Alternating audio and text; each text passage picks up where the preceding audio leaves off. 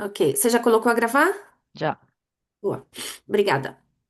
Pronto, então vamos começando enquanto o restante da malta vai se juntando. Boa noite, todo mundo. Sejam muito bem-vindos ao Tuga Ágil. Antes de passar a palavra então para o nosso palestrante hoje, nosso querido Marco, eu vou só explicar um pouquinho então quem é o Tuga Ágil, quem somos nós, né? O Tugágio nasceu em 2022 através de um grupo de pessoas que queriam alavancar a agilidade aqui em Portugal. No Brasil, nós temos muito dessa cultura, né, de fóruns e de comunidade sobre temas específicos. Aqui em Portugal, a gente sentiu um pouco essa falta, e aí, por conta disso, criamos essa comunidade chamada Tugágio. Por que Tuga, né? É, vem do diminutivo de português, Portugal, né? Um apelido carinhoso de Tuga. O C, que significa nossa comunidade, e as cores antigamente do nosso logo eram as cores, e ainda são as cores da bandeira de Portugal. Recentemente nós fizemos um rebranding aqui do nosso logo, onde o C acabou virando, representa aqui uma seta, um ciclo é, de melhoria contínua, né, que representa aqui a interação, faz menção ali com agilidade Scrum, e a gente acabou passando a ser também um pouco mais inclusivos, porque antes o A não estava assim tão perceptível, então as cores, o formato do logo acabou sendo um pouco mais inclusivo também. Qual o nosso propósito?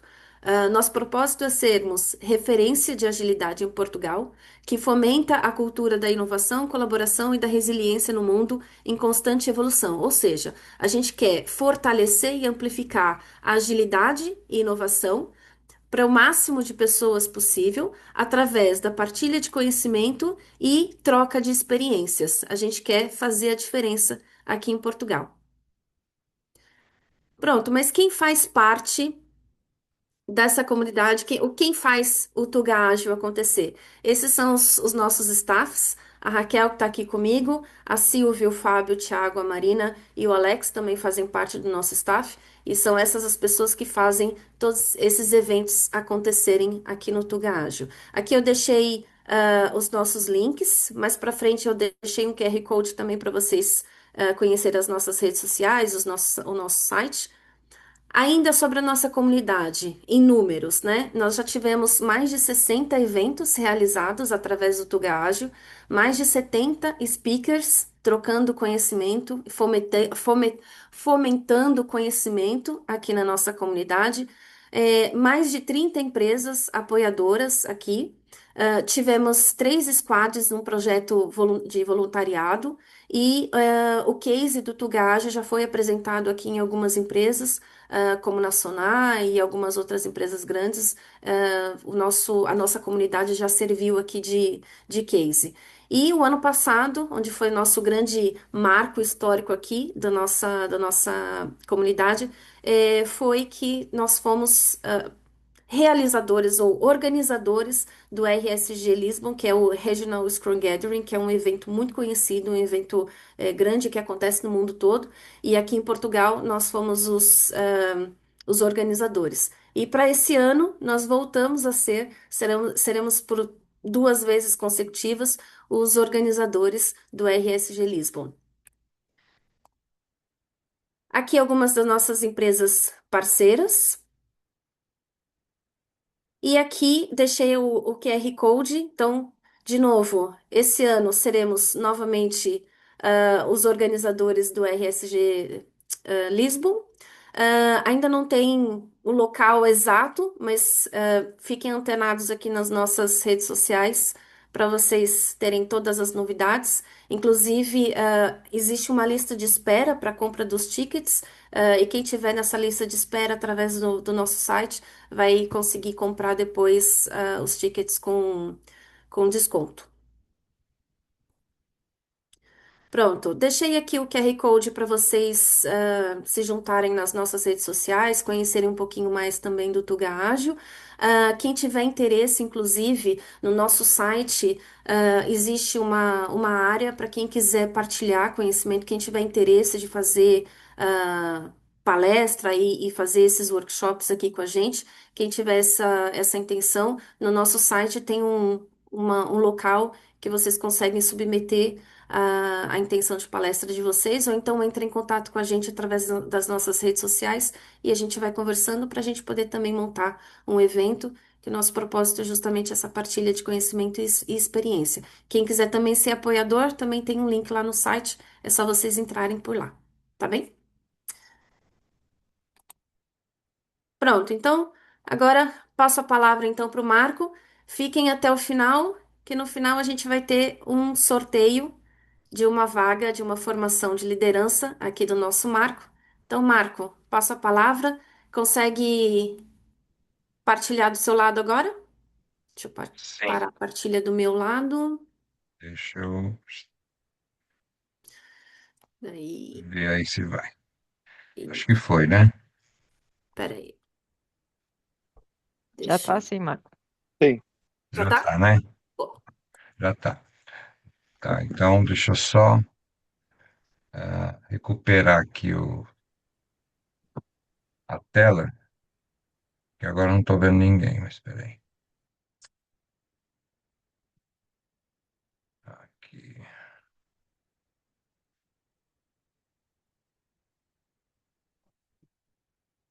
Beleza. Vocês estão me vendo e estão vendo a tela, né? Sim. sim. Sim, normal. Então, bora. Bom, gente, boa noite. Boa noite para vocês, né? Para mim é boa tarde. Eu sou Marco Fabossi, uma honra estar aqui com vocês. Cris, obrigado pelo convite. Então, a Cris é a grande culpada de eu estar aqui com vocês. Então, se for bom, agradeça a Cris. Se não for, a culpa é dela também. Então, mas não tem problema, a gente vai fazer acontecer. Muito bom.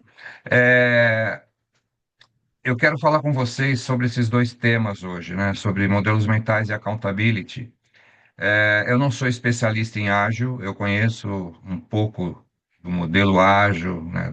Da metodologia ágil, dos rituais ágeis, mas eu não sou especialista. Então, não esperem que eu, de alguma maneira, o tempo, ou durante todo o tempo, conecte com o dia a dia de vocês, mesmo porque eu sei que vocês têm, talvez, aí atribuições diferentes no dia a dia das pessoas que estão aqui. Então, meu pedido é para que vocês ah, façam essa conexão, né? Então, e se vocês tiverem insights, tiverem algum tipo de contribuição, coloca no chat ou simplesmente abre o microfone e fala. Vamos tentar fazer alguma coisa mais dinâmica aqui, tá bom? É muito importante para quem está desse lado aqui, né, para quem está falando, perceber que as outras pessoas estão interagindo, né, que a gente não está falando aí, né, ao vento, né, porque às vezes com essa questão digital a gente fica com a atenção bastante distribuída. Então, eu peço para vocês isso também. Em alguns momentos eu vou pedir para vocês interagirem comigo. Então é isso aí, tá bom? Então vamos lá. Vamos começar falando de modelos mentais. E a primeira interação que eu queria já fazer com vocês e você pode abrir um microfone e falar, o que são modelos mentais? O, né, o que que você acredita ser modelos mentais? a forma como a gente pensa. A forma como a gente pensa. Obrigado, Cris. Quem mais? Vou Padrões chutar da aqui. sociedade? É, Oi, Marcelo, fala de novo. Padrões da sociedade? Padrões de sociedade. E Pablo. eu acho, assim, eu ia chutar que são como se fossem padrões de pensamentos que a gente repete. Repete, que a gente cria e repete, Pablo, Eu ia exatamente, é falar isso, nossas representações internas, né? exatamente. Eu gosto de definir modelos mentais como a lente que a gente percebe o mundo, porque cada um de nós tem as suas próprias lentes, né? E é muito importante a gente ter essa consciência, porque se são as nossas lentes, pode ser que a gente esteja olhando por uma lente que não seja a melhor, né? Porque é uma lente que a gente criou, é um modelo mental que a gente criou, e modelo mental não é só uma crença, modelo mental é em nenhum valor. Modelo mental é um valor agregado a uma crença. Então, por exemplo, eu tenho respeito como valor na minha vida. Isso é um valor, certo? Agora, respeito para mim pode significar algo diferente do que é respeito para você. Pode ser, se alguém entra numa reunião e não cumprimenta ninguém porque não quer incomodar, isso é respeito para ela. Agora, se essa pessoa entrou sem cumprimentar ninguém, quem está na reunião pode ser que ache que é falta de respeito não cumprimentar. Ou seja, são coisas, são a junção desses valores e crenças que a gente vai formando ao longo da nossa vida e que fazem a gente agir do jeito que a gente age. E esse é o ponto mais importante. A gente age de acordo com aquilo que a gente acredita. E os modelos mentais são tudo que a gente acredita, porque é o jeito que a gente olha o mundo. Agora eu pergunto para vocês, como é que são formados esses modelos mentais? Experiência, Experiências da vida? né? Experiências, principalmente experiências. Óbvio, cultura, né? Ah, convivência, mas as experiências, né? A educação, mas as experiências são aquilo que mais marca na construção desses modelos mentais. E como é que funciona esses modelos mentais? É assim, eu acredito em alguma coisa, ao acreditar nessa coisa, eu tenho um comportamento. E esse comportamento me causa um ganho, ou seja, me traz um ganho. E o que que esse ganho faz? Ele reforça o modelo mental. É sempre assim. Parece algo, e é algo natural, é algo bem lógico, mas por mais incrível que pareça, gente, nossos modelos mentais, eles estão num pedaço do nosso cérebro, um pedaço inconsciente do nosso cérebro. Nós somos os únicos seres vivos que têm a capacidade de pensar sobre os próprios pensamentos. Nenhum outro ser vivo tem essa capacidade de pensar sobre os próprios pensamentos. Nós somos os únicos seres vivos que fazem isso. Só que, ou, não que faz, mas que pode fazer, porque a gente faz muito pouco disso. A gente raramente pensa no porquê que a gente está agindo daquele jeito. A gente simplesmente age, né? E ao agir desse jeito e obter um ganho, a gente acaba fechando esse ciclo e reforçando o nosso modelo mental. E assim, é importante saber que não existe um modelo mental positivo ou negativo, certo ou errado. O que existem são modelos mentais que nos aproximam de quem nós queremos nos tornar ou que nos afastam de quem nós queremos nos tornar. E quando eu falo dos queremos nos tornar, seja em qualquer área da nossa vida. Por exemplo, eu posso ter modelos mentais que me afastam do marido que eu quero me tornar, ou me afastam do amigo que eu quero me tornar, ou me afastam do líder que eu quero me tornar, ou do profissional que eu quero me tornar. Ou tenho modelos mentais, obviamente, que me aproximam dessa pessoa, desse ser, desse ser humano que eu quero me tornar. Por que que eu estou falando isso? Porque a gente então não chama de modelo mental positivo ou negativo. A gente, ou certo ou errado. A gente chama de modelos mentais limitantes, porque me limita para ir até onde eu quero chegar, me limita a me tornar quem eu quero me tornar, e modelos mentais potencializadores. Então, vou dar um exemplo aqui para vocês de modelo mental limitante, né? Por exemplo, se eu errar, vão perder a confiança em mim. Pode ser que esse seja um modelo mental que eu tenha. Se eu tenho esse modelo mental, qual vai ser o meu comportamento?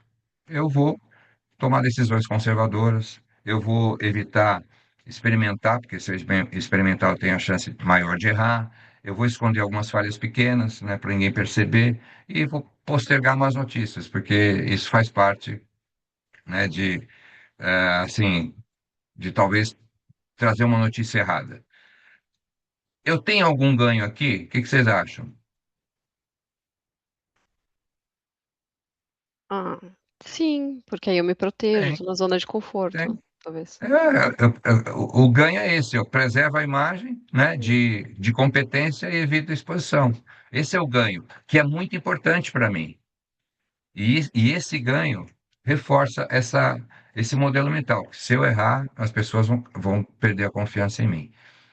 Só que, por que que ele é limitante? Porque o que a gente perde com esse modelo mental, ou o que esse modelo mental traz de perda, me afasta muito provavelmente do profissional ou da pessoa, nesse caso aqui, do profissional que eu quero me tornar, né? Então, o aprendizado é lento, né? Erros maiores no futuro, porque eu não sei lidar com aquilo e vou acabar no futuro, talvez tendo um erro maior do que teria se eu fosse aprendendo na jornada. O time fica travado, a inovação é mínima. Então, aqui é muito importante a gente só compreender que, novamente, não tem modelo mental certo ou errado, mas a pergunta que fica aqui é: quais são os modelos mentais que podem estar te limitando em relação àquilo que você quer se tornar em, nos papéis que você tem na sua vida? Não só, porque o modelo mental não é algo do trabalho, é algo da vida, né? A gente age de acordo com aquilo que a gente acredita. Você tem uma ideia bem rapidinho. Eu, quando trabalhava no corporativo, eu era, na época, gerente de tecnologia, e eu tinha a nossa empresa, que era uma empresa americana, foi comprada por uma empresa francesa. E a gente estava no almoço ali conversando logo depois dessa aquisição, mais dois amigos meus, dois gerentes, dois pares, um gerente de compras, outro gerente financeiro, e o gerente de compras falou assim, cara, ferrou. Ah, essa expressão, tudo bem para em Portugal? Deu ruim. Deu ruim. Ah, empresa francesa, nós somos, né, cultura americana, eles são muito maiores que nós. E. Oh, oi, Pablo, pode falar. Não, não queria te atrapalhar, não. Era uma dúvida, mas pode continuar, depois eu te pergunto. Se eu Pergunta. terminar aí, você fala, tá? Isso, que eu Beleza. tô gostando. E aí, esse cara falou, pô, ferrou, agora deu ruim, já sabe, né? O pessoal do time de integração vai vir aqui, né? Vai fundir as equipes, porque nós somos áreas de apoio, né? Não somos áreas de frente, e já sabe, né? Vão manter o pessoal deles, os nossos provavelmente vão sair, e foi assim. O Maurício, que era o outro, o de finanças, falou, cara, eu já acho o contrário, eu acho uma super oportunidade, porque, poxa, eles são maiores que nós, eles estão muito presentes na Europa, nós não estamos. Eu acho que se abre um montão de oportunidades para que a gente possa, né, buscar aí coisas diferentes. E, e o tempo passou. Agora, aquele primeiro que eu falei, quando justamente a equipe de integração, o time da empresa que nos comprou, chegou para começar a fazer todo o trabalho de integração entre as empresas ali, como ele pensava, "Putz, vai dar ruim, já deu ruim, a gente já, né, já sabe qual é a sentença de tudo isso daqui. Como você acha que ele se comportava?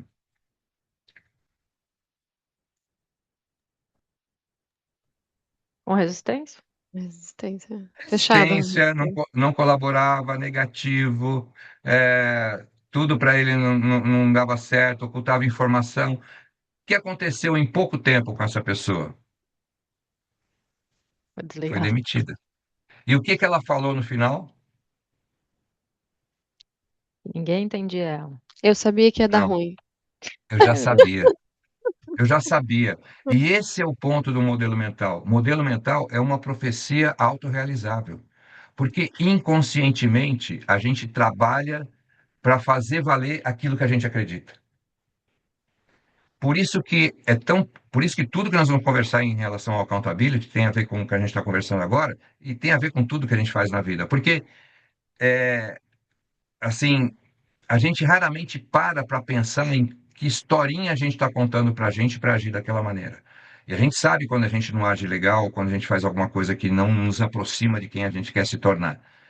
Mas a gente raramente para pensar, cara, que história que eu estava contando para mim para agir desse jeito? Porque é essa história que está lá no inconsciente, né, que faz a gente inconscientemente agir para confirmar essa história.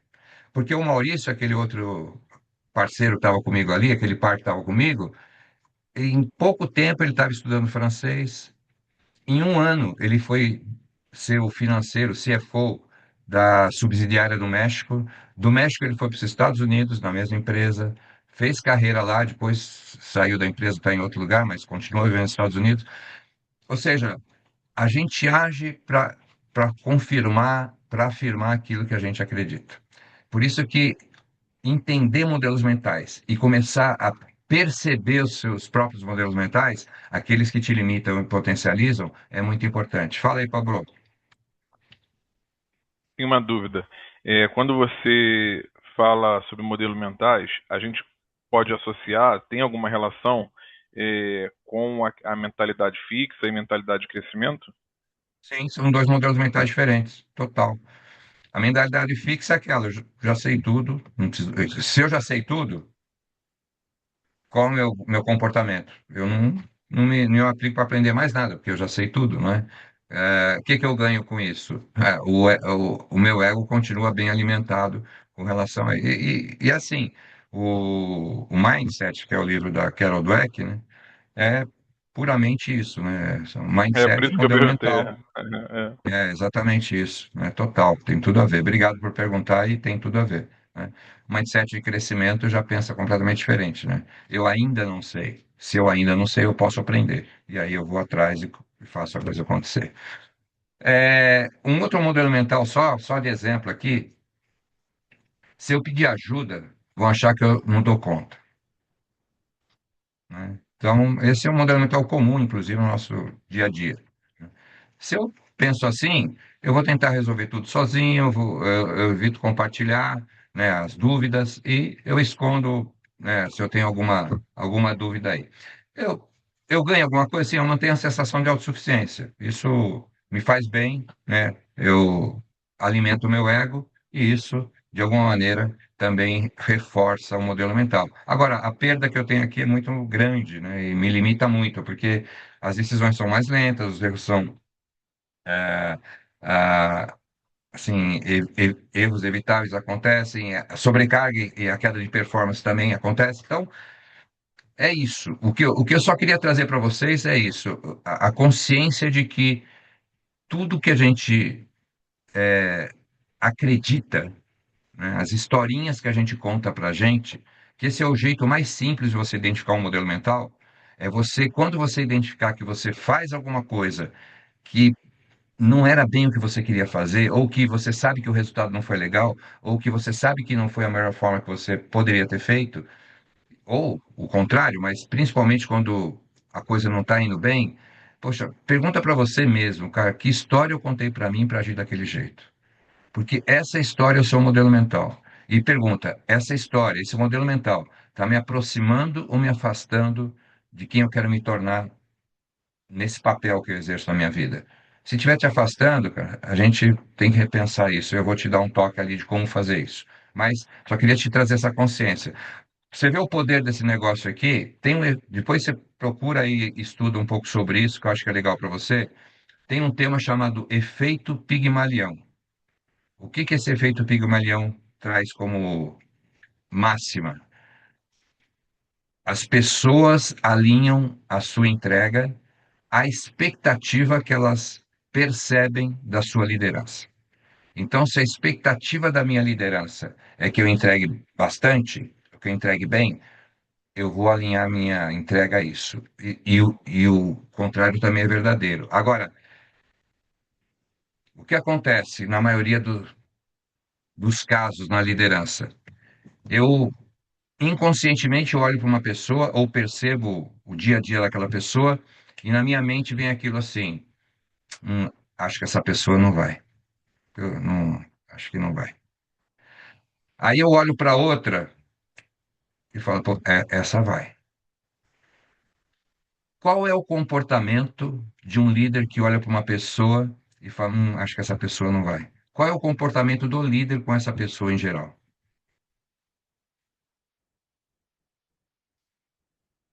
Eu vou falar para vocês: menos tempo, menos Distante, né? proximidade, menos dedicação de tempo para essa pessoa. E o inverso também é verdadeiro, ou seja, esse vai. Mais tempo, mais dedicação, mais proximidade, mais desafio e tudo mais.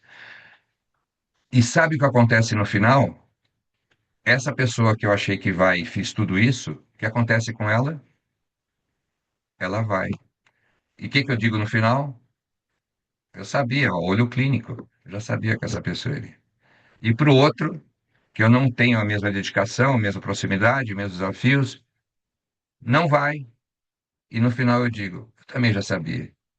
Mas sem perceber, é a própria liderança que está produzindo isso, na maioria das vezes, por causa dos seus modelos mentais. por causa. E esse efeito Pigmalião diz exatamente isso. É que o tempo é muito curto. Já, putz, já passou, mas peraí. Eu vou contar uma historinha para ilustrar isso. É, nesse estudo do efeito Pigmalião, eles pegaram uma classe de crianças absolutamente normais, assim, não tinha nenhuma da criança assim, superdotada, ou que seja. E dividiram essas crianças em duas classes e disseram para os professores da turma A: esse pessoal aqui é muito bom. Essas crianças são fora da curva. E para a turma B, são crianças normais. O que que aconteceu no final de um período? Quem foi melhor? Quem que saiu melhor? Quem teve melhor performance? A turma A ou a turma B? Os mesmos professores. O que que vocês acham? Aqueles em que os professores investiam mais. Sim, os que disseram Porque que eram eles, porque superdotados, né? que acontecia? Quando essas crianças, por exemplo, perguntavam alguma coisa, ele pensava: oh, peraí, acho que eu não expliquei direito, porque as crianças são inteligentes, né? E aí ele explicava de novo, aí ele se interessava, aí ele ia lá junto. Já para o segundo grupo, do grupo B lá, quando as crianças perguntavam, talvez ele pensasse: poxa, nem vale a pena investir tempo aqui, porque se eu explicar eles não vão entender. E é exatamente assim que a gente age no dia a dia. A gente age assim em casa, muitas vezes com filhos diferentes, né? Então, é muito importante ter essa consciência, porque o modelo mental é o que baliza os nossos comportamentos e, consequentemente, o resultado daquilo que a gente faz. Porque a gente age de acordo com aquilo que a gente acredita. A gente age para validar aquilo que a gente acredita. Então, é muito importante ter essa consciência. E isso aqui é um modelo Ô, mental, por Marco, exemplo. Marco, só para Oi, não levantei a mão, mas só para questionar aqui. O modelo mental ele choca também um pouco com as crenças limitantes, né? Então acho que também. acaba que meio que se É o que eu falei. potencializa ou algo do gênero, né? Isso. O modelo mental, eu gosto mais de falar de modelo mental do que crença, porque a crença ela ela Mais, vem antes mais do modelo, profunda, né? ela junta com os valores. O modelo mental é valor e crença juntos, né? Uhum. Porque às vezes uma crença só não, ela não é suficiente para explicar uma situação. Agora, quando junto valores e crenças, aí sim. Então, o modelo mental é isso, né? Aqui, por exemplo, a gente tem uma crença limitante, né? Óbvio, é um cavalo, mas por que que esse cavalo não sai desse negócio aqui? Sim, porque foi condicionado, tá amarrado em algo, né? As experiências que ele teve disseram para ele: ó, você não consegue sair quando a corda está aí. E quantas experiências que nos levaram hoje a ter modelos mentais que certamente estão segurando a gente nessa cadeira. Não tenha dúvida disso. Todos nós temos algumas cordinhas que estão nos prendendo quando não nos prenderiam se a gente parasse para pensar: cara, isso é uma coisa que a minha cabeça está inventando ou é uma verdade? Muito provavelmente, em alguns casos, é algo que a sua cabeça. Porque se é algo meu, se é uma crença e valor meu, se é um modelo mental meu, e por ser um modelo mental não é uma verdade absoluta, mas é a minha verdade, se não é uma verdade absoluta, pode ser questionado. Então, e o primeiro a questionar precisa ser você. Só que para questionar, você precisa identificar os modelos mentais. E só para a gente passar rapidinho, obviamente, tem modelos mentais que são potencializadores, né? Então, a vulnerabilidade fortalece a confiança. Para mim, é muito potencializador. Então, admito incerteza, peço ajuda, ouço outras opiniões. Isso me ajuda a ter decisões melhores, empoderar, construir mais confiança. Isso reforça esse modelo mental. E, ó, eu perco alguma coisa? Sim, eu perco a imagem de sabe tudo. Mas isso daí, só se o meu ego estiver muito inflado para eu achar que essa perda é maior que o ganho que eu tenho. E Mas um só para outro, por exemplo, complementar aqui também, essa questão da vulnerabilidade, ela é complexa no nosso mundo, né? Porque, é, ok, no mundo do trabalho, uma coisa assim, a gente fala, principalmente nós aqui enquanto coach, mentoring, a gente fala que a gente tem que mostrar as nossas, né, vulnerabilidades, a gente fala que a gente tem que ter aquela cultura do erro, nananã. Só que na prática, a gente tá trabalhando numa organização onde a gente é subordinado e a gente precisa mostrar resultado. Então, é Uhum. aquela coisa que é dois pesos, duas medidas, né? Então, nem sempre a gente pode mostrar a real vulnerabilidade, né? Que a gente de fato gostaria. A gente Boa. sempre tem que se mostrar o mais forte possível, performando e fazendo a coisa acontecer. Então, o primeiro momento que a É. gente se demonstra vulnerável em alguma situação pessoal, principalmente, aquilo é apontado como um erro ou um fracasso, alguma coisa do gênero, né? Então, é bem complicado no mundo corporativo isso, né? É bom você tocar nesse tema. Eu vou falar, não estava previsto falar aqui, mas eu vou falar. E depois, se a gente passar uns 5 minutinhos, vocês me perdoem. Mas é importante falar sobre isso, porque ah, vulnerabilidade não é algo que a gente oferece para todo mundo. Se a gente fizesse, não é sair pelos quatro cantos da empresa gritando: olha, eu sou ruim nisso, sou péssimo nisso, não conta comigo nisso. Não é nada disso. Vulnerabilidade é algo que a gente oferece para as pessoas que estão junto com a gente no dia a dia, assim, no mesmo objetivo, no mesmo propósito, na mesma aliança. Se eu oferecer vulnerabilidade para todo mundo, ah, isso vira sincericídio, né? Não sei se dá para. É um, Sim, é um termo, uma metáfora, vamos dizer assim, um neologismo, né? Uma palavra que não existe, mas é um sincericídio. Então não é. Agora, ao mesmo tempo, vulnerabilidade é o mínimo que a gente deveria oferecer para as pessoas que convivem com a gente dentro do mesmo objetivo, dentro do mesmo propósito, dentro da mesma visão de futuro, dentro do mesmo contexto. Por quê? Porque o mínimo que a gente deveria oferecer às pessoas que convivem com a gente é que elas saibam com quem estão lidando. Esse é o mínimo que a gente deveria oferecer para as pessoas. E se a vulnerabilidade não estiver presente, isso não acontece. Então, não é para todo mundo, mas é essencialmente e precisa acontecer para as pessoas que convivem com a gente, que de alguma maneira estão imbuídas no mesmo propósito, na mesma equipe, no mesmo projeto, com o mesmo objetivo. Então, isso é muito importante, né? E E outra, desculpa, Marco, mas só para complementar, eu acho que quando você também demonstra essa vulnerabilidade naquele grupo de trabalho, acaba dando essa liberdade do restante também mostrar a vulnerabilidade deles. Acaba sendo uma mão de via de, né, uma via de mão dupla.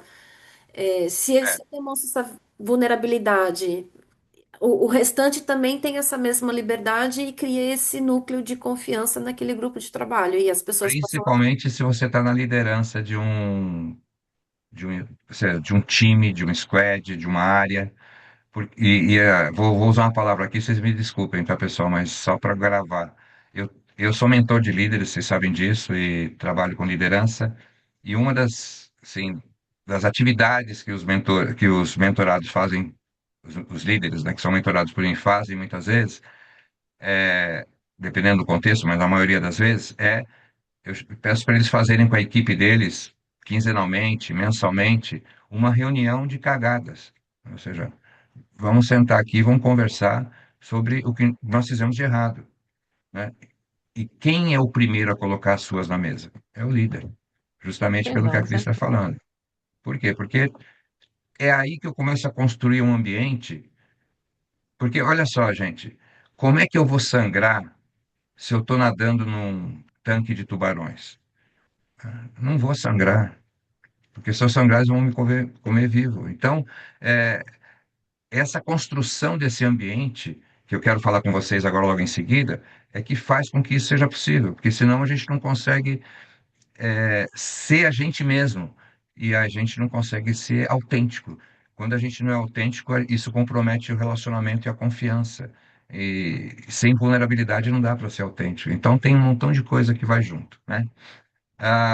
E só um outro exemplo aqui, bem simples, né? Errar cedo ajuda a pavimentar o caminho. Tem até um dito ágil aí, algum slogan ágil aí que fala sobre o erro, né? Erre rápido, aprenda rápido. Eu não lembro como é que é, mas alguém sabe me dizer qual que é? É justamente esse, o R rápido, aprenda rápido, corrija rápido. É, falha Corrija rápido, rápido é e isso, né? aprenda rápido. Exatamente. E um legal que eu ouvi uma vez, que é o seguinte: falhei, não se falha mais nisso.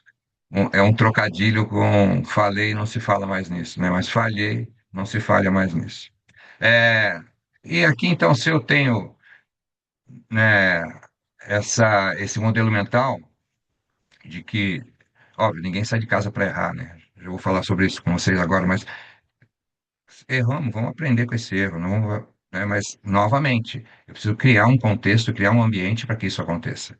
Porque se a pessoa erra, olha só que interessante. Se eu estou nessa área, estou trabalhando lá, eu erro, e a primeira reação do meu líder, do, sei lá, do pessoal da equipe é de me criticar, me apontar o dedo e de, sei lá, me trazer uma punição social, né? Eu vou formando, a experiência vai formando um modelo mental para mim de que, ó, não pode errar.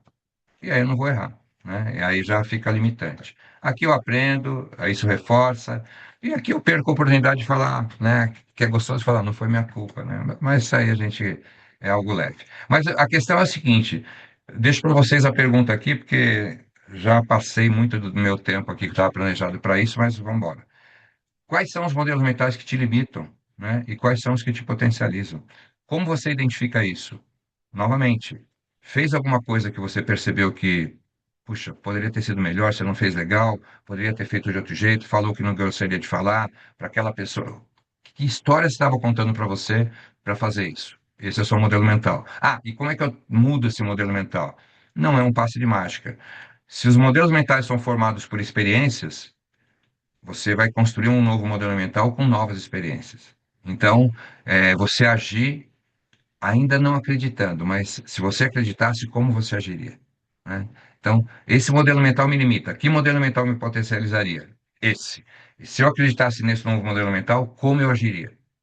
Faria isso? Então, eu vou começar a agir desse jeito, mesmo ainda não acreditando, porque à medida que eu vou vendo o resultado, aí esse resultado vai reforçando esse novo modelo mental, que vai substituindo o modelo mental anterior.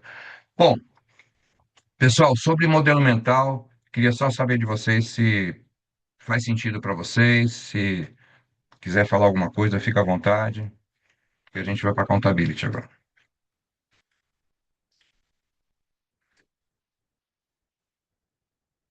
Sentido e eu consigo me reconhecer aí em alguns pontos que eu gostaria de rever e mudar nos meus modelos mentais, claramente. Boa, boa. Obrigado, Pri. Legal. Gente, então vamos em frente, só por causa do tempo, senão eu ouviria mais vocês aqui. E, assim, eu quero falar de accountability com vocês, não do ponto de vista de o que eu preciso fazer para ser mais accountable. O que eu preciso fazer para ter mais accountability? Cara, porque isso a gente já sabe. Pô, o que é accountability? Accountability é um nível mais alto de comprometimento que uma pessoa pode ter. Isso é accountability. Agora, o que que eu preciso fazer para ter mais accountability? Pô, a gente já sabe, agir com senso de dono, né, ser mais proativo, parar de reclamar. A gente sabe disso. Então, não vou por esse caminho. Eu vou pelo caminho complementar ao que a gente estava conversando agora, que é como criar um contexto para que o accountability seja presente, né? Esse é o ponto. E como é que a gente faz isso? Eu só queria, trouxe um slide aqui que para mim resume o que é accountability, tá? Que eu chamo de lei de um terço, que é o seguinte: toda situação, qualquer situação, você pode pensar em qualquer situação, sempre tem uma parte que é do ambiente, pode ser qualquer ambiente. Tem uma parte que é do outro ou dos outros, mas tem uma parte que é de quem? É minha. E às vezes essa parte minha é pequenininha assim. Aí eu falo, nem vou me envolver nisso porque é tão pouco, eu vou influenciar tão pouco. Então aí você já está deixando de exercer seu accountability, a sua possibilidade de alguma maneira, de influenciar aqui. Porque o único jeito de você influenciar o ambiente e o outro é você fazendo a sua parte, mesmo que ela seja muito pequena. E muitas vezes a gente se coloca num lugar de que, poxa, acho que eu não vou, a minha participação é tão pequena, a possibilidade é tão pequena que eu não vou fazer. Então aí não faz e já está perdendo sua oportunidade, né, de fazer. E, geralmente quando a gente não faz e poderia fazer, a no- né, se a gente não expressa, mas na nossa cabeça a gente está reclamando de alguma coisa. E quando a gente reclama, a gente perde energia. E quando a gente perde energia, aí fica mais difícil, mais longe ainda de fazer alguma coisa. Então, accountability é o seguinte, cara, toda situação, qualquer situação, você se fazer uma pergunta: qual é minha parte nisso? Ah, mas o projeto não está andando legal porque fulano. Tá bom, qual a minha parte nisso? O que que eu posso fazer para apoiar essa pessoa? O que que eu posso fazer? O que eu poderia ter feito para que isso não acontecesse? Ponto. Se você responder de coração e sinceramente, com honestidade e transparência essa pergunta para você, qual a minha parte nisso? Você vai ser mais accountable naturalmente na sua vida. Então, mas eu não vou por esse lado aqui, porque eu quero falar de outra coisa dentro da accountability para vocês, tá bom? Vamos lá. Então, dentro do que eu quero falar para vocês, é só ter essa consciência. Accountability não é fazer com que as pessoas entreguem apenas, né? Ou seja, tem um accountability nessa equipe, tem um accountability no meu squad, tem um accountability no meu time. Não é só isso. Mas é criar condições para que elas queiram sustentar aquilo que elas constroem. Isso é construir um lugar, um ambiente de accountability. Então, eu quero trazer para vocês aqui o que eu acho que tenho mais 20 minutos, tá bom? Tudo bem para vocês, 20 minutos, pessoal? É, como é que a gente cria um ambiente de accountability? Eu fiz uma fórmula aqui, tá? E vocês vão perceber que essa fórmula é de multiplicação do lado direito aqui. Então, significa que se um dos fatores aqui, dos ingredientes for zero, zera né, toda a fórmula aqui. Então, as quatro coisas, são quatro coisas que precisam acontecer. A primeira, talvez, assim, traga para você um pouco de espanto. Talvez, não sei se vai trazer ou não, mas para eu criar quando eu falo de criar um ambiente de accountability, deixa eu não esclarecer isso aqui com vocês. É assim, gente, ninguém sai de casa de manhã para fazer errado. Ninguém sai de casa pensando assim, poxa, hoje eu vou ferrar com tudo, hoje eu vou detonar, né, tudo, hoje eu vou errar bastante. Não. Se for um ser humano normal, bom, apesar que é difícil achar um ser humano normal hoje em dia, mas se for um ser humano supostamente normal, ele quer sair de casa porque isso é natural do ser humano, para fazer o melhor, para fazer algo significativo, para fazer algo que faça sentido, que impacte, né, com o resultado daquilo que ele faz. Então, é, o que acontece é que o ambiente influencia muito nessa disposição das pessoas. E muitas vezes esse ambiente acaba levando as pessoas a criar ou a formar modelos mentais que levam essas pessoas a ter atitudes que elas não gostariam de ter, né? E o que eu vou trazer aqui para vocês é como a gente, como líderes de equipe, como squad, como gestores de projeto, como é que a gente pode criar um contexto, criar um ambiente onde o accountability possa florescer, onde as pessoas possam trazer o seu melhor para o dia a dia e para o resultado. Beleza? É isso que eu quero trazer para vocês aqui. E o primeiro ingrediente é esperança. Esse que eu acho, assim que eu falei que eu acho que vocês iam ficar espantados. Mas deixa eu trazer só um dado importante aqui para vocês. Ah, um estudo do Gallup, agora 2025, bem recente, ele fez a seguinte pergunta em 52 países. Eu não lembro a quantidade de pessoas, é bastante gente. O que você espera da sua liderança? A resposta mais ouvida nesses 52 países, incluindo o Brasil, foi esperança. É isso que eu mais espero da minha liderança. Esperança. A expectativa de um futuro melhor. É isso. Agora, que tem quais são os pontos que, como alguém que está. Porque quando eu falo de liderança, gente, eu não estou falando só do líder formal, tá? Eu estou falando da pessoa que influencia com aquilo que faz no dia a dia. Mesmo que você não esteja numa posição formal de liderança, você está ali com as suas atitudes influenciando pessoas, né? Então, isso também é exercer liderança.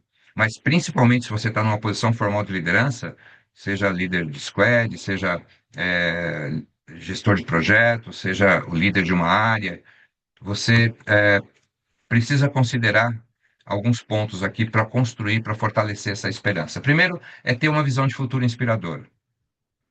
Ou seja, é tornar esse amanhã desejável, e alcançável e compreensível, né? É você construir uma visão de futuro para aquilo que está sendo construído que realmente seja inspiradora, né? A visão é esse combustível, porque as pessoas conseguem enxergar algo alcançável e inspirador para elas fazerem parte. Você precisa ser alguém que tem uma linguagem positiva, que, poxa, que incentive, que aprecie, que ah, instigue, inspire as pessoas a ir em direção a algo positivo, né? E não uma linguagem que restringe, uma linguagem que, poxa, não vai dar certo, poxa, não vai acontecer, putz, cara, não é por aí. Quantas vezes a gente está tão pressionado no dia a dia que a gente começa a usar linguagens de restrição, né? A gente não consegue, a gente começa a ter, porque o nosso cérebro entra em modo de defesa, vamos dizer assim, a gente começa a enxergar só o que não está dando certo e deixa de enxergar aquilo que está indo bem, né? Então, é muito importante que você tenha uma linguagem positiva, uma linguagem que abre possibilidades. Poxa, a uma daily, né, uma reunião de resultado, poxa, precisa de um negócio positivo, né? Se tem algo para melhorar, vamos lá, mas, poxa, a linguagem precisa ser positiva. Coerência entre discurso e prática. Bom, eu vou falar um pouco mais daquilo daqui a pouco, mas a esperança não sobrevive à hipocrisia. Então, esse é um outro ponto. E, por último, aqui, uma conexão com o significado, ou seja, a esperança nasce do sentido e do impacto. Uma das coisas que mais motiva as pessoas a serem accountables é perceber qual é o impacto que elas estão causando na vida das pessoas, no resultado, no crescimento da empresa, sabe, no bem-estar das pessoas. Então, não é só meta, é preciso que essa esperança seja construída através dessa conexão com o significado também. Esses slides todos aqui vão para vocês depois, tá, pessoal? Então, eu vou mandar para a Cris e ela manda para vocês, tá? Tem bastante coisa aqui. Aliás, eu pus mais coisa do que eu vou falar aqui, justamente para vocês terem como base depois para conversar. Então, algumas perguntas importantes que as pessoas se fazem e que você deveria estar fazendo em relação a se as pessoas têm consciência disso ou não, né? Para onde a gente está indo? Por que vale a pena ir até lá, né? Qual é o impacto que a gente vai causar? Qual é o papel, né, o meu papel nessa jornada?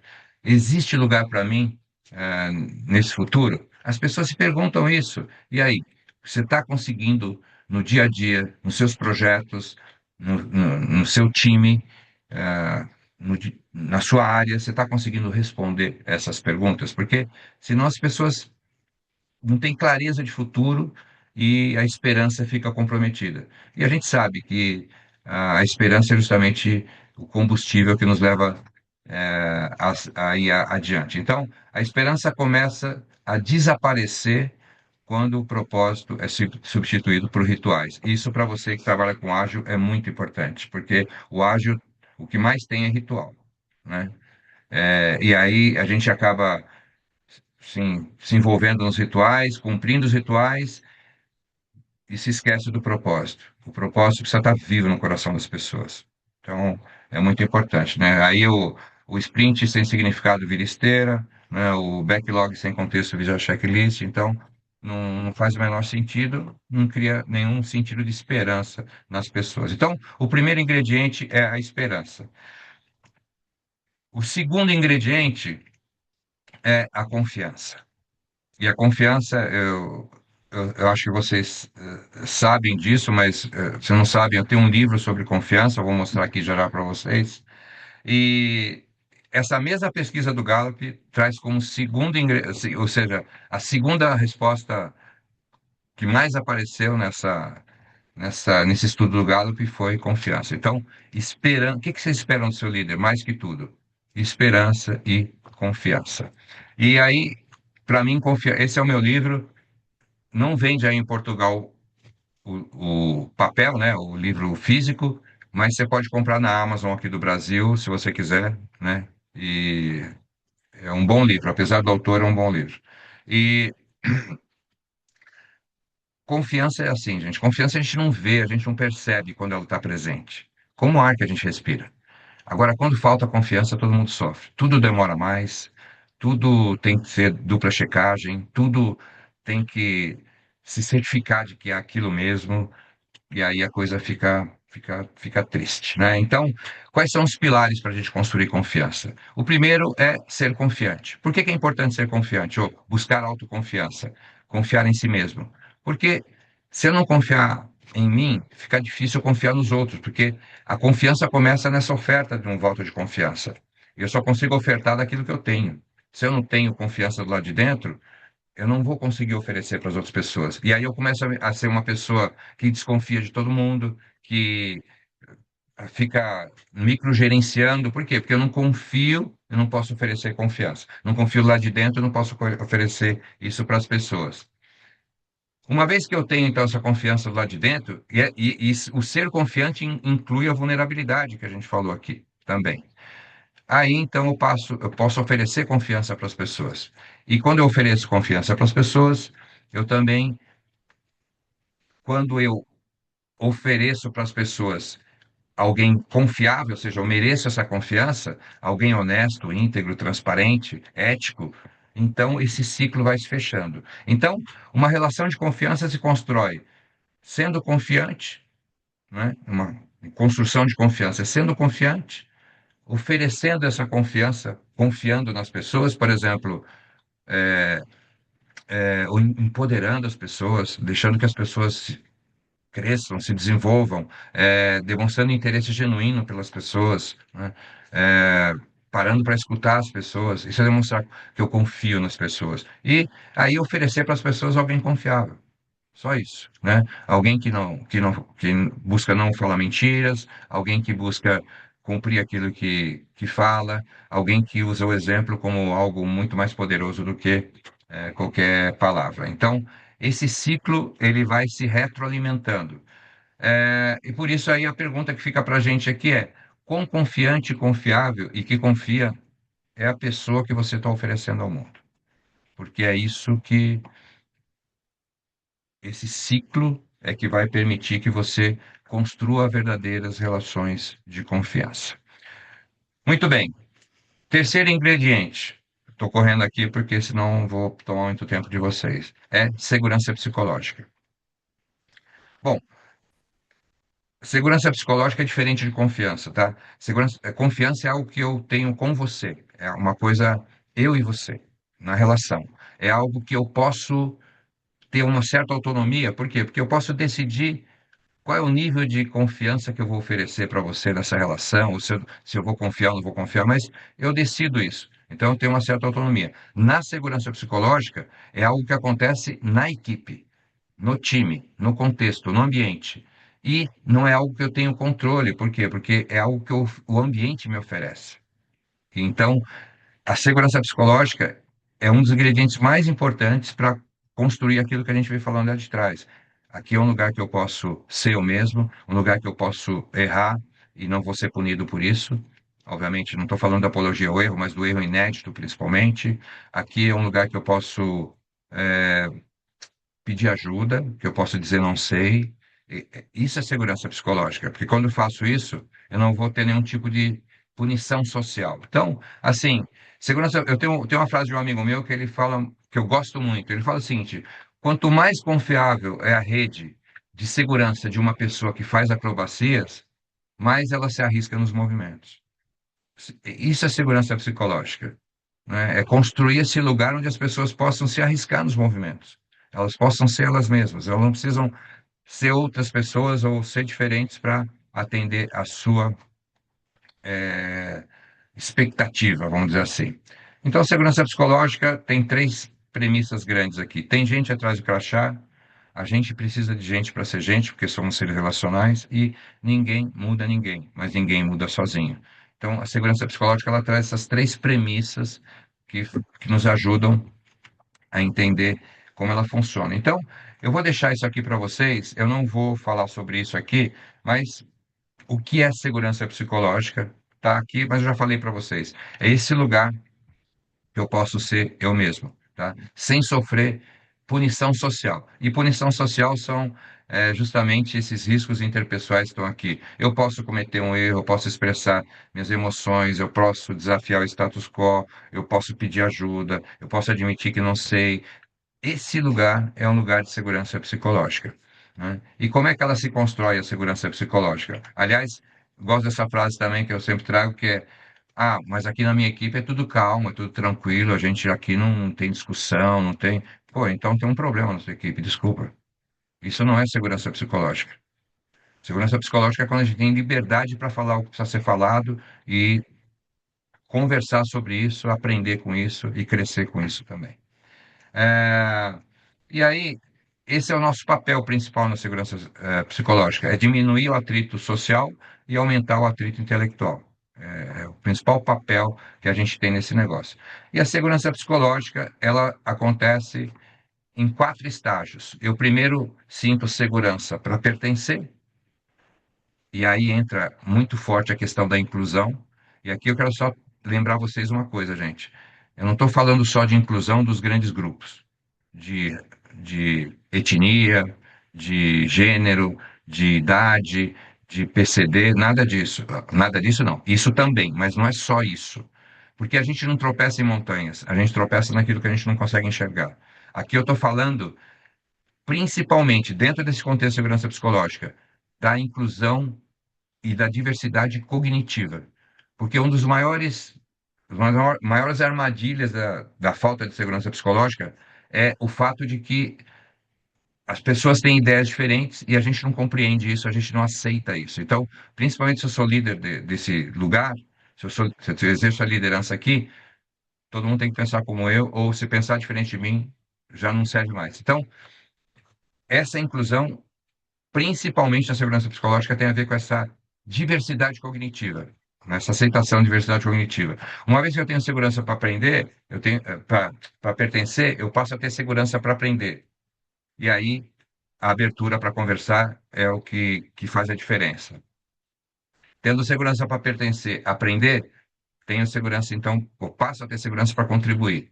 Aí a interdependência, eu colaboro, eu peço ajuda, eu ofereço ajuda, a gente constrói esse negócio juntos. E por último, eu passo a ter segurança para transformar. É quando eu ganho autonomia para fazer esse negócio acontecer. Então, é um crescente, nem todo mundo da equipe está no mesmo estágio, mas como líder, eu preciso observar que eu preciso ir construindo isso dentro da minha equipe para que eu possa sair do medo, da apatia, da ansiedade, da insegurança e chegar no maior nível de inovação possível, que é quando as pessoas têm liberdade e autonomia para fazer isso acontecer. Eu vou deixar um montão de perguntas aqui para vocês, não vamos falar sobre isso. Eu pus esse material de propósito para você se perguntar se você está contribuindo ou não para o ambiente de segurança psicológica. E deixei também aqui 7 perguntas da Amy Edmondson, que é a grande especialista mundial nesse tema, que faz parte do teste que ela faz nas equipes, para saber se nessa equipe tem segurança psicológica ou não. Então, deixei aqui para vocês também, para vocês depois terem como material de consulta, tá? E por último, o empoderamento. Já passei um pouquinho do tempo, né? Mas espera um pouquinho aí, tá? Empoderamento. Então, a gente falou de esperança, confiança, segurança psicológica. E o que que é o empoderamento? Empoderamento não é delegação. Delegação é parte do empoderamento, mas não é. Muita gente confunde as duas coisas. A primeira coisa, o primeiro modelo mental que você precisa ter, se você quiser empoderar de verdade a sua equipe, o seu time, o seu squad, é quanto menos a sua equipe precisa de você, mais líder você se torna. Mais empoderada está a sua equipe.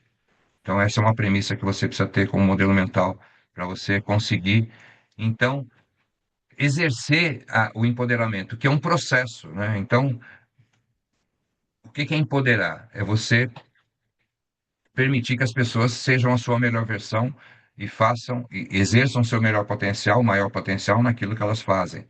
E Sempre que eu vou. É muito comum a gente ver em equipes, qualquer que seja a equipe, líderes fazendo coisas que não deveriam estar fazendo, né? Que a sua equipe deveria estar fazendo. E por vários motivos isso não acontece, né? Então, como é que eu faço esse empoderamento? Eu tenho que considerar duas variáveis: o risco que essa situação oferece, que esse trabalho oferece, e a competência que essa pessoa tem para fazer. Se o risco é muito alto, aí determina o envolvimento da liderança em cada um deles. Se o risco é muito alto e a competência é baixa, muito baixa, eu vou fazer. Eu faço e mostro para a pessoa saber como faz. Faço uma, duas, três vezes, sei lá, dependendo da atividade, e ela então, ó, já viu, já aprendeu mais ou menos como é que faz? Tá, então agora eu faço junto, porque o risco vai diminuindo e a competência vai aumentando.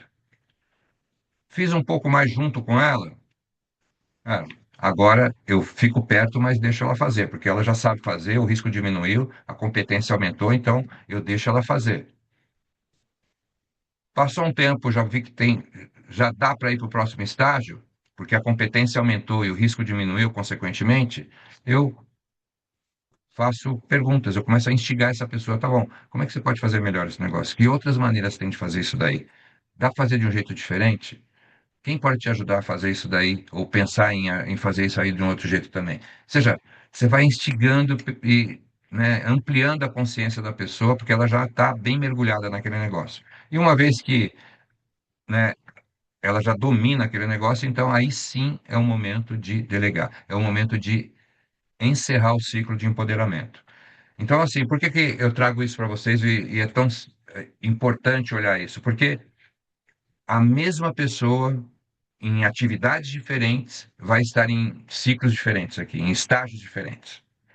Então, aquela coisa da liderança situacional, que você olha para a maturidade da pessoa, do profissional, ela é um pouco limitada, justamente por isso, porque aqui eu não olho o nível de maturidade ou de competência da pessoa ou do profissional. Eu olho o nível de competência daquela pessoa naquela atividade, incluindo o risco que aquela atividade oferece também. E aí eu consigo, por exemplo, mapear minha equipe e as coisas que elas fazem dentro desse ciclo e criar planos de ação para levá-las para o próximo estágio e depois para o próximo estágio. Então, aqui fica para vocês uma ferramenta bem legal de empoderamento para vocês depois levarem para o dia a dia de vocês e pensarem um pouquinho. Você pode fazer uma matriz aqui com a pessoa, as atividades da pessoa, em que estágio ela está com aquela atividade, qual que toma mais tempo seu, porque você está se envolvendo naquela atividade, porque ela ainda está ali no terceiro estágio, por exemplo. O que que eu preciso fazer para levar essa pessoa para o quarto estágio, depois para o quinto estágio e me liberar disso? Porque aí eu começo. É aquela coisa, né, gente? Quando a gente se envolve com coisas que não deveria estar se envolvendo, a gente deixa de se envolver com aquilo que a gente deveria estar se envolvendo. E aí, obviamente, a gente acaba não fazendo o que é possível fazer, porque está fazendo o que não deveria estar fazendo. Bom, passei muito rápido com tudo isso daí, e deixo essa pergunta com relação ao empoderamento para você. Quanto tempo você está dedicando, ou tem dedicado, a empoderar as pessoas? Quanto você tem colocado gente na sua agenda para poder, de alguma maneira, desenvolver as pessoas, empoderar as pessoas, de alguma maneira, criar esse, também esse ritual de empoderar as pessoas no seu dia a dia. Então, para criar um ambiente de accountability onde as pessoas possam dar o seu melhor, é construir esperança, fortalecer a confiança, a segurança psicológica e também empoderar, trazer o empoderamento para dentro da sua liderança, da sua condução aí dentro dos projetos. E aí a gente então constrói esse ambiente de accountability, pelo menos e aumenta as chances disso acontecer.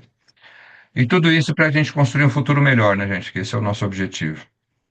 Então, o futuro não é o lugar para onde a gente está indo, o futuro é um lugar que a gente está construindo, e cada um de nós tem uma parcela nisso. E vocês que estão à frente de times, de equipes, de squads, que tem pessoas à sua volta, seu jeito de fazer as coisas, a sua liderança, formal ou informal, certamente vai impactar demais o resultado e a vida das pessoas. Então, fica aí a minha gratidão por vocês me ouvirem de maneira muito corrida, mas espero que eu tenha, de alguma maneira, trazido para vocês algo que possa acrescentar na vida de vocês. Então, é isso daí. Queria saber o que que você leva dessa nossa conversa aqui.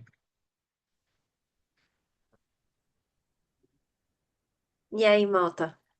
Foi muito rica, tem muitas coisas, muitos líderes tinham que estar aqui também para Verdade. ouvir, né? Enfim, mas quem às Hum. vezes deve estar aqui não está, mas então Tá também é o nosso gravado, né? papel levar isso, né? Mas eu acho que foi bem interessante. Legal. Eu fiquei pensando aqui no, numa situação con- concatenando com o que o Marco mostrou no começo. Se você puder compartilhar, Marco, aquele ciclo do empoderamento Uhum. que você explicou agora há pouco. Sim. Eu fiquei pensando no modelo mental e nesse processo que, na hora que você apresentou, para mim fez muito sentido como um processo de desenvolvimento de autonomia, não é? Para a pessoa Uhum. poder atuar de forma autônoma dentro de uma organização. Mas o que a gente vê são os líderes evitando esse processo para defender a posição de liderança, né? Para não perder o cargo de liderança. Então, o Sim. modelo mental que a liderança tem é: não posso ensinar tudo, porque senão a pessoa vai Esse é o meu ficar, lugar. Não vão né? precisar mais de mim. Exatamente. Exatamente, que é o contrário daquele que eu trouxe, né? Quanto menos a equipe Pois. precisa de mim. Gente, eu já ouvi em treinamentos, em conversas com líderes, algo do tipo assim: não, eu levo a pessoa até no máximo o terceiro ali, porque aí eu falei, É cara, exatamente. eu falei, eu brinco, pessoal, eu acho que eu não estou ouvindo isso, porque você não entendeu nada de liderança ainda. Não, mas porque É uma zona se eu levo. de controle, né? É, Você sabe qual a justificativa? Se eu levo para o empoderamento, a pessoa cresce, daqui a pouco sai, vai para outra área, vai para outro lugar, e aí eu tenho que fazer tudo de novo com outra pessoa. Esse é o seu papel como líder. Pô, É. não Eu entendeu nada acho, de liderança ainda. eu acho que eu acho que a liderança também ela fica sugestionada, né? Fica condicionada ao estilo de gestão que a organização tem, né? Como as empresas ainda adotam um modelo muito mecanicista, muito de comando e controle, né? Em muitos níveis, às vezes até de forma mascarada, mas ainda é um comando e controle baseado nos interesses, no poder, no dinheiro, qualquer Sim. coisa. Então a gente ainda tem o líder também, ou a liderança, refém do ambiente, né? Porque o ambiente também não fala nada, fala, olha, um bom líder é aquele que faz com que as pessoas não precisem mais dele, né? Não tem É, nenhum incentivo nessa direção. Sim. assim, eu vou falar aqui, Matheus, mas não é para vocês, mas também é para vocês. Mas não tomem isso como ofensa, tá? Mas quando o líder fala isso para mim, eu falo, pô, então quer dizer que você lidera desse jeito porque a empresa te força a liderar desse jeito? É. Então sai da empresa, já que você não acredita nisso, vai para outro lugar, cara. Porque se está Sim, mas sendo. daí tem a É zona aquela de coisa. conforto, né? Quanto mais a gente encolhe para caber em algum lugar, mais a gente adoece. Então, você vai ficar doente nesse lugar. Ou você acredita nisso, está fazendo bem para você, ou se você não acredita, como você está falando para mim, vai para um lugar que você possa exercer uma liderança alinhada àquilo que você acredita, porque senão você vai ficar doente. Sim, concordo. Mas muito bom a sua apresentação. Gostei muito, fiz várias anotações aqui. Ainda bem que você falou que ia mandar o slide, que eu estava preocupado já. Falei, nossa, perdi umas coisas. Não, vou mandar. Vou mandar, eu vou fazer um PDF e mando para a Cris. Hoje mesmo, terminando aqui, eu já faço e mando, aí ela distribui aí para vocês. Tá bom? Bacana. Boa. boa. Isso Alguma aí, dúvida, gente. pessoal? Não quero tomar o tempo de vocês. Estou à disposição aqui, mas que aqui no Brasil ainda são 17 e Cinco. 15, então, tranquilo. Luiz, abriu o microfone. Boa. Cris, Pronto. eu acho que o Luiz quer falar, não? Luiz. Não Não, vi. eu abri o microfone só mesmo para agradecer ao Marco a partilha. Eu, infelizmente, não consegui assistir ao início da apresentação, só estes últimos 30 minutos, mais esta nossa conversazinha depois das 8 horas, mas concordo inteiramente, principalmente com esta última parte. Eu tenho um papel um bocadinho mais de coordenação de equipa, e o meu objetivo é precisamente esse, é eu entrar de manhã na empresa, sair à noite na empresa e ninguém precisar de mim para nada. É sinal que tudo está a funcionar e que a equipa tem todas as competências necessárias para fazer o seu papel. Preocupo-me muito em, mais do que formar bons colaboradores e ajudá-los a serem muito melhores do que eu, um bocadinho assumir um papel aqui de líder de líderes e de formador de novos líderes, para que eles possam depois também fazer as mesmas coisas com as suas equipas e por aí abaixo. Muito E bom. reforçando aqui um bocadinho aquilo que o Marco também disse agora no final, quando nós estamos um bocadinho limitados, ou vamos lutando, e é mesmo às vezes lutando com aquilo que são os interesses instalados e aquilo que é o normal do dia a dia nas empresas, e vamos montando novos meios de fazer e permitir que as pessoas cresçam, ou conseguimos fazer isso, ou se não conseguimos fazer isso, está na altura de nós procurarmos um novo desafio, que já agora foi o meu caso. Houve algumas coisas que eu consegui implementar, outras que não, e a dada altura chegou a decisão de procurar um outro desafio, porque ali naquela empresa já estávamos no limite daquilo que poderíamos ter para o contexto que estava a acontecer, obviamente. Não é uma crítica à gestão da empresa, é apenas diferente da minha visão. Por isso é mesmo o conforto é realmente importante, mas de vez em quando é preciso tomar decisões difíceis a bem do nosso bem-estar e a bem do bem-estar da equipe. Obrigado, Marco, pela partilha. Eu que agradeço pelo compartilhamento aí também, Luiz. Obrigado. Boa, então agora eu estou a partilhar de novo o ecrã. Malta, se puderem escanear aqui esse QR Code para Já tem o participar do link nosso. também no chat aqui. Boa, obrigada, Raquel, para dar o vosso feedback, que é importante para a gente só consegue melhorar, né? Melhoria contínua, a gente só consegue melhorar com o feedback de vocês. Então, o feedback de vocês, a opinião de vocês conta bastante. E às vezes, as informações que vocês pedem também nesse formulário que a gente partilha aqui com vocês, de feedback, acabam virando temas também para os nossos próximos eventos. Então, por isso é importante que vocês dediquem aí 2 minutinhos para preencherem aqui o formulário de feedback. Tá bem?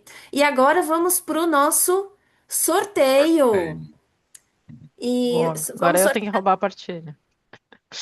Boa. Rouba a Ai, bora partilha. lá. Vamos roubar, roubando as Aí. partilhas. Então, vamos Vamos lá. para o sorteio. O Marco vai sortear aqui, então, uma vaga numa formação online dele. Liderança é uma escolha, certo, Marco? Ó, Luiz. É isso. Olha, muitos parabéns, Ó, Luiz. Luiz já tá Epá, virando. sim, Ó, Raquel e pô, Cris, muito segunda obrigado. vez. Eu acho que era importante fazermos novamente o sorteio e atribuir a outra pessoa, já que eu já fui Boa. premiado no evento Não, anterior. capaz, Luiz. Acho que é, Não, Não. acho que é, não. acho que é, acho que é importante. És merecedor. É que o Muito Luiz ganhou o bom. último sorteio, por isso que nós estamos zoando. Entendeu? Exatamente, Não, ele exatamente, ganhou, exatamente. tá com sorte. Tá com sorte, Luiz. Sorte pelo menos no jogo, viu?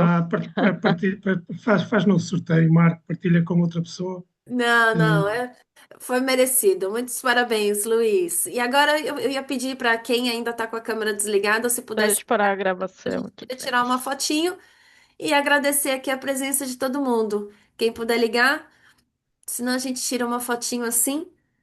Peraí. Raquel, você tira Tô aí? parando a gravação.